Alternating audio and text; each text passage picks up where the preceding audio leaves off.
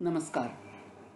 नवीन शैक्षणिक वर्ष में कक्षा 10वीं के इतिहास विषय के सत्र में मैं पूर्णिमा पांडे आप सभी को सादर आमंत्रित करती हूँ।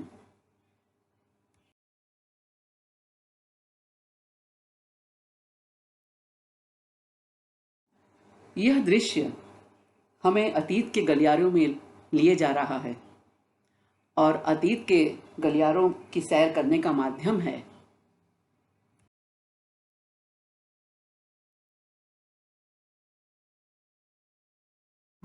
इतिहास और इतिहास की पाठ्यपुस्तक।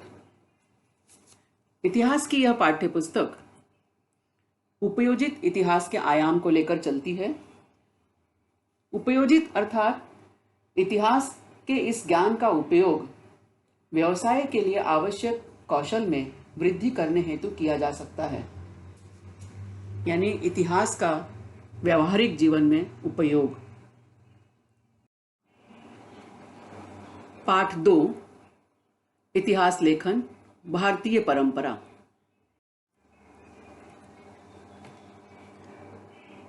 पाठ 2 को पढ़ने के बाद हमारे विद्यार्थियों में कौन से क्षमताएं विकसित होनी चाहिए, उन क्षमताओं पर एक दृष्टि डालते हैं। प्राचीन से आधुनिक कालखंड के इतिहास की विश्लेषणात्मक समीक्षा, इतिहास लेखन की परंपरा स्पष्ट करना, भारतीय इतिहास के विभिन्न कालखंडों का विश्लेषणात्मक एवं तुलनात्मक अध्ययन करना आना, भारत तथा विश्व में हुए ऐतिहासिक शोध कार्यों की जानकारी प्राप्त करना। इतिहास विशुद्ध विज्ञान का अध्ययन विषय है, यह बताना आना।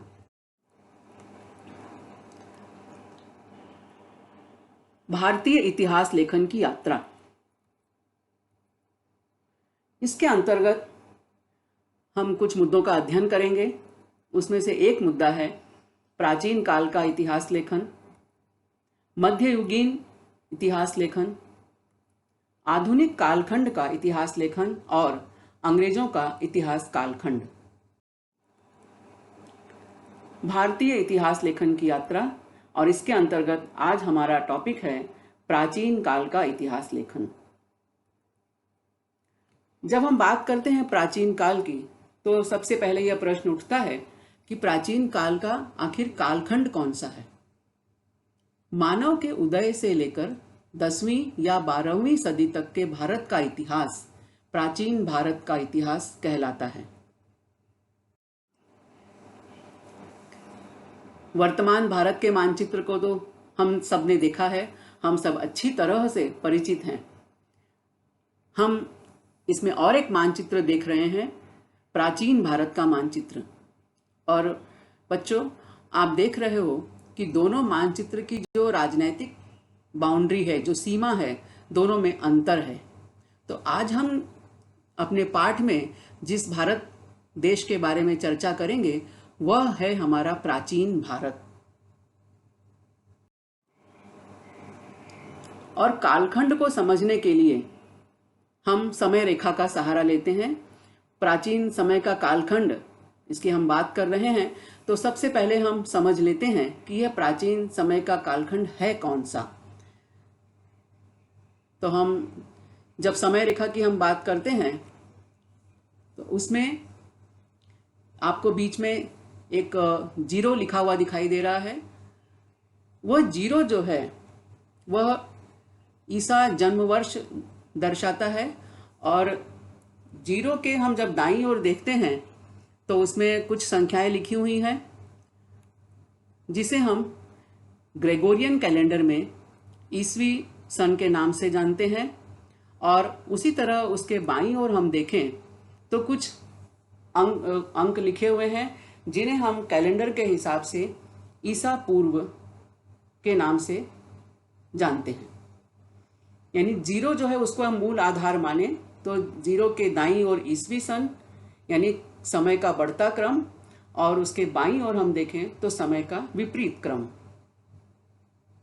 तो हम जब प्राचीन समय का कालखंड हम देखते हैं, और हमने इसके पहले कहा कि मानव के उदय से लेकर उसकी 10वीं या 12वीं शताब्दी तक, तो 10वीं या 12वीं शताब्दी मतलब 10वीं या 12वें ईस्वी सन की हम बात होती है, तो हम यहाँ देखते हैं, हम 10वीं से 12वीं शताब्दी के बीच का कालखंड हम लेते हैं और यहाँ से हम समय रेखा पर यात्रा करें तो हमें बाईं ओर हम यात्रा करते हैं और समय अनंत काल से अनंत काल की दिशा में चला जाता है। तो यह जो है हमारा प्राचीन समय का कालखंड है और इसी कालखंड के बारे में हम थोड़ा सा देखेंगे यहाँ पर। तो इस प्राचीन भारत में इतिहास को संजोने का माध्यम क्या था? हमारी जो अतीत की स्मृतियां हैं, हमारे अतीत के गलियारे जो हैं, वही हमारे इतिहास के परिदृश्य हैं। तो इतिहास के उन परिदृश्यों को संजोने का माध्यम क्या था प्राचीन भारत में? केवल स्मृतियां, और इन स्मृतियों को संजोने के लिए मौखिक परंपरा द्वारा इनका संरक्षण किया जाता था।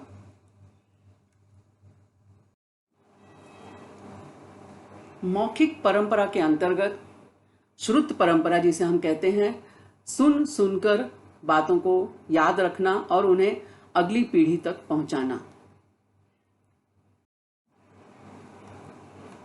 विभिन्न पौराणिक कथाएं जो हमारे ऋषियों, मुनियों और संतों द्वारा भावी पीढ़ी तक दी जाती थी।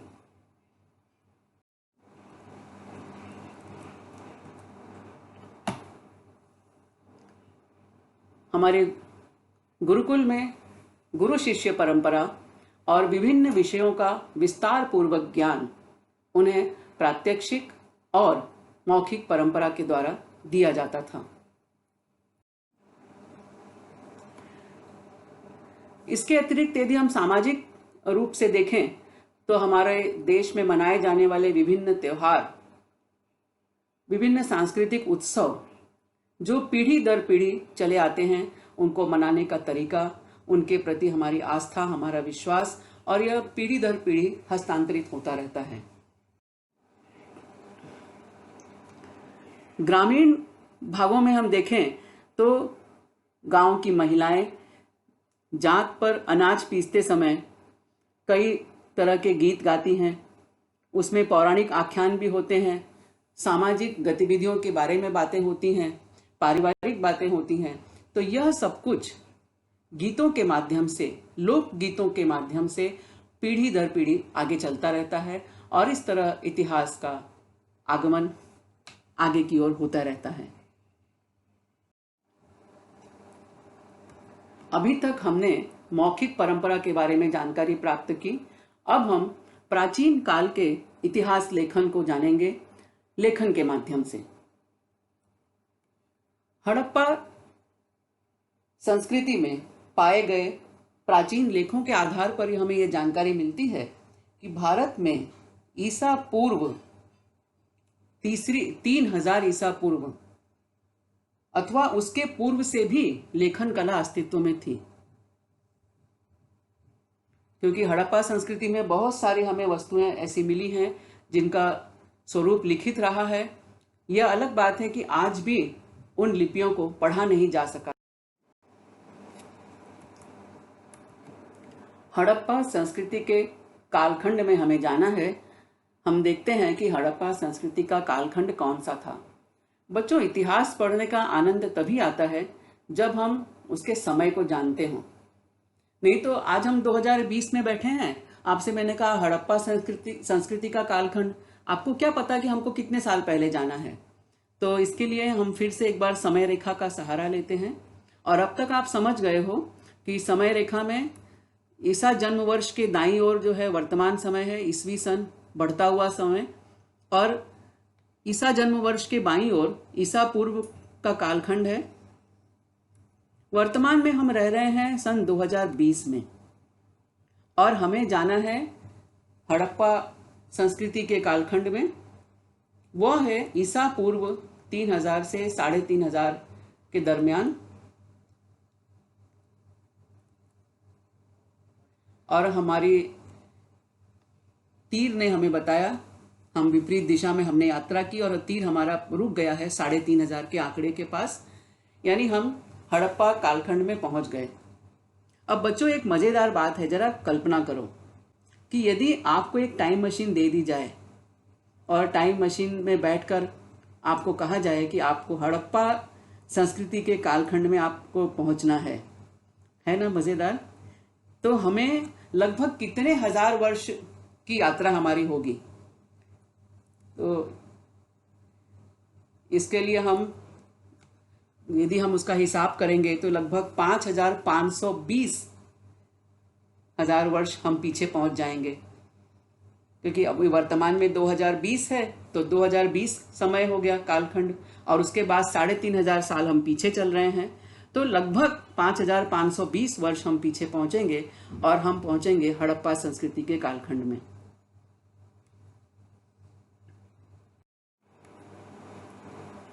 भारत में ऐतिहासिक स्वरूप का सबसे प्राचीन लिखित साहित्य उकेरे हुए लेखों के रूप में पाया जाता है।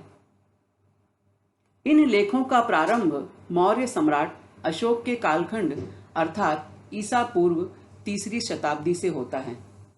अब फिर एक बार यहाँ कालखंड की बात हो रही है और ईसा पूर्व 3री शताब्दी का जिक्र हो रहा है।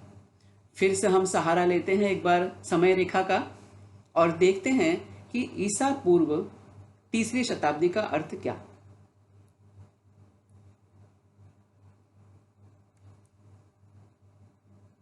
बच्चों आपने देखा ईसा पूर्व 3री शताब्दी। सम्राट अशोक के उकेरे हुए लेख प्रस्तरों और पत्थर के स्तंभों पर उकेरे गए हैं। यहाँ पर एक हमें ताम्रपट दिखाई दे रहा है। यह ताम्रपट सोगौड़ा जिला गोरखपुर उत्तर प्रदेश में पाया गया है। माना जाता है कि यह ताम्रपट मौर्य कालखंड का होना चाहिए। ताम्रपट पर उकेरे गए लेख ब्राह्मी लिपि में हैं। इसी तरह के चिन्ह प्राचीन आहत सिक्कों पर भी पाए जाते हैं। हमें यहाँ पर 2 शब्द मिले हैं, उकेरना और आहत सिक्के। तो हम सबसे पहले देखते हैं उकेरना का अर्थ क्या होता है।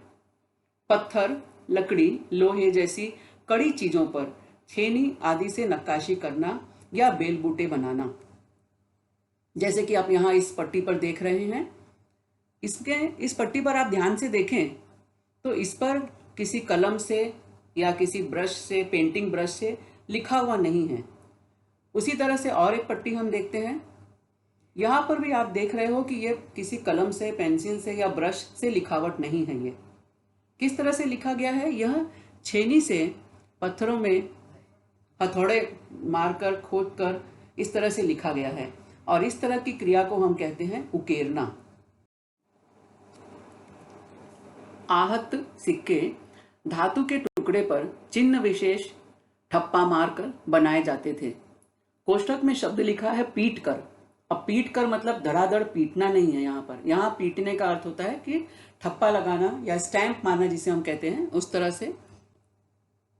आहत सिक्कों पर चिन्हों के अवशेष भी मिलते हैं, जैसे मछली, पेड़, मोर, यज्ञवेदी, हाथी, शंख, बैल, ज्यामितीय चित्र यानी भूमितीय आकृतियां जैसे वृत्त, चतुर्भुज, त्रिकोण आदि। यहाँ पर हम 2 चित्र देख रहे हैं आहत सिक्कों के। अब इसमें आप देख रहे हो कि किस तरह से यह आकृतियां इस पर बनी हुई हैं। प्राचीन काल में इस तरह के आहत सिक्के बहुतायत में पाए जाते हैं। ईसा की पहली शताब्दी से ताम्रपट, शिल्प, धातु के सिक्के, मूर्तियां, ताम्रपट एक अलग प्रारूप में और उन पर उकेरे गए लेख आदि वस्तुएं प्राप्त होने लगती हैं और इन वस्तुओं के द्वारा महत्वपूर्ण ऐतिहासिक जानकारी प्राप्त होती है। अब पुनः यहाँ पर बात हो रही है ईसा की पहली शताब्दी की, यानी पहली शताब्दी का कालखंड। तो हम समय रेखा पर एक बार फिर चलते हैं और देखते हैं कि ईसा की पहली शताब्दी कहाँ से शुरू हो रही है। यह आपने देखा ईसा जन्म वर्ष, और उसके हम जब दाईं तरफ चलते हैं तो ईसा की पहली शताब्दी, तो यह है पहली शताब्दी का कालखंड।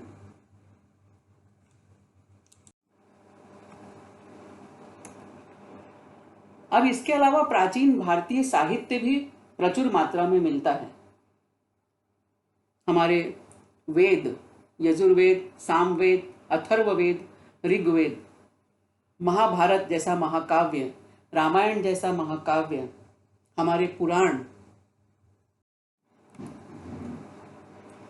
ईसवी सन की 7वीं शताब्दी में कवि बाणभट्ट द्वारा लिखित काव्य ग्रंथ हर्षचरित एक ऐतिहासिक चरित्र ग्रंथ है।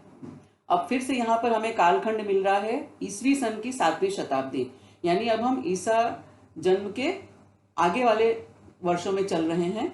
अभी हमने इसके पहले पहली शताब्दी की बात की, अब यहाँ पर हम 7वीं शताब्दी में पहुंचे हैं।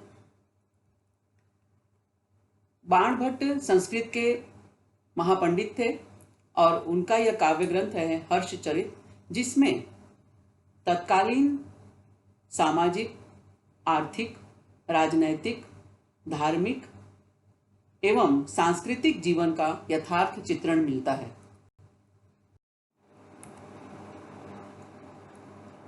इसके अलावा बौद्ध धर्म ग्रंथ त्रिपिटक, सुत्त पिटक, विनय पिटक, अभिधम्म पिटक, जैन धर्म ग्रंथ प्रवचन सार, रत्न करंडक, श्रावकाचार आदि भी हमें प्राचीन भारत के इतिहास लेखन के रूप में, स्रोत के रूप में उपलब्ध होते हैं। प्राचीन भारतीय साहित्य के अलावा बौद्ध जैन धर्म ग्रंथों के अतिरिक्त विदेशी यात्रियों द्वारा लिखित यात्रा वर्णन इतिहास लेखन के महत्वपूर्ण साधनों में से एक है। हमारा देश, हमारा भारत देश सोने की चिड़िया कहलाता था। सोने की चिड़िया अर्थात समृद्धि का प्रतीक, और हमारा देश हर क्षेत्र में समृद्ध था, चाहे वो आर्थिक क्षेत्र हो, सामाजिक हो, सांस्कृतिक हो, रासायनिक क्षेत्र हो, खगोलीय क्षेत्र हो, शोध का क्षेत्र हो, चिकित्सीय क्षेत्र हो, हर क्षेत्र में भारत देश सर्वोत्कृष्ट था। और इसीलिए यहाँ पर अनेक विदेशी यात्री सतत आते रहते थे।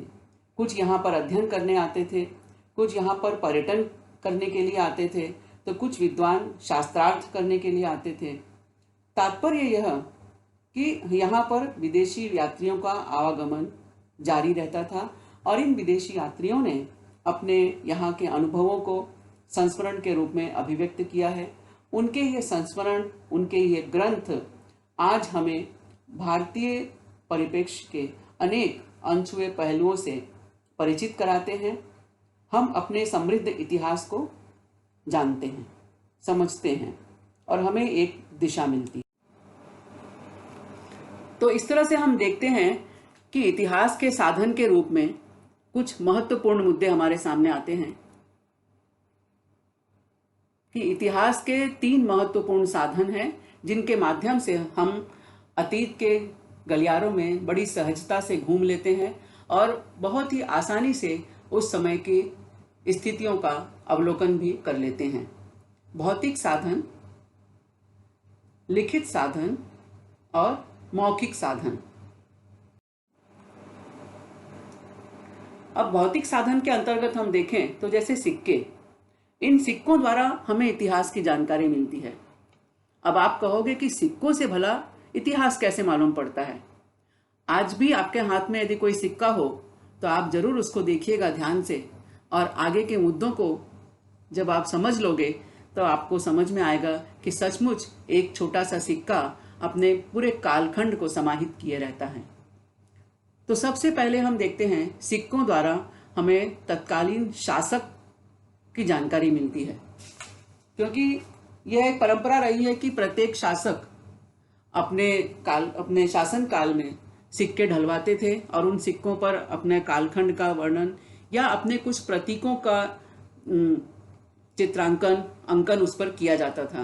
तो शासक की जानकारी मिलती है हमें, शासक का कार्यकाल, उसकी शासन व्यवस्था, वह कृषि आधारित व्यवस्था है कि उद्योग आधारित व्यवस्था है, या उसकी व्यवस्था में अन्य कौन कौन से पहलू समाये हुए हैं, इसकी जानकारी हमें सिक्कों के माध्यम से मिलती है, क्योंकि सिक्कों पे कुछ ना कुछ अंकित रहता है और वह अंकन जो है हमें उस काल की जानकारी देता है। इसके अलावा धार्मिक अवधारणा, व्यक्तिगत विवरण, धातु विज्ञान कि सिक्के कौन सी धातु से बने हुए हैं, तो हमें जब शासक के कार्यकाल की जानकारी मिल जाती है, यानी उस काल में कौन कौन सी धातुएं समाज में प्रचलित थी, मनुष्य किन किन धातुओं के साथ काम करता था, यानी किन किन धातुओं का उसके रोजमर्रा के जीवन में, उसके दैनिक जीवन में उपयोग होता था। और इसका अर्थ ये भी होता है कि वो उन धातुओं को गलाना, उन धातुओं को सांचे में ढालकर उनसे वस्तुएं बनाना, ऐसी सारी कलाओं से अवगत था। यानी धातु विज्ञान कितना उस समय विकसित था, यह जानकारी हमें मिलती है।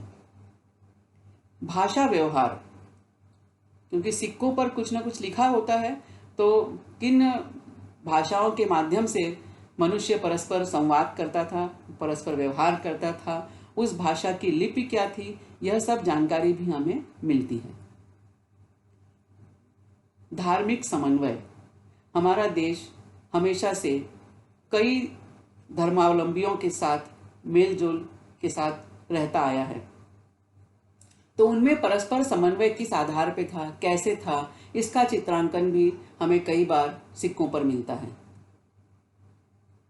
आर्थिक गतिविधि और आर्थिक स्थिति, इन चीज़ों की जानकारी भी हमें सिक्कों के माध्यम से मिलती है। तो इस तरह से एक छोटा सा सिक्का जो आपकी हथेली में रखें तो आपकी मुट्ठी में वो समा जाता है, वह सिक्का कितने बड़े कालखंड को अपने आप में समेटे हुए होता है।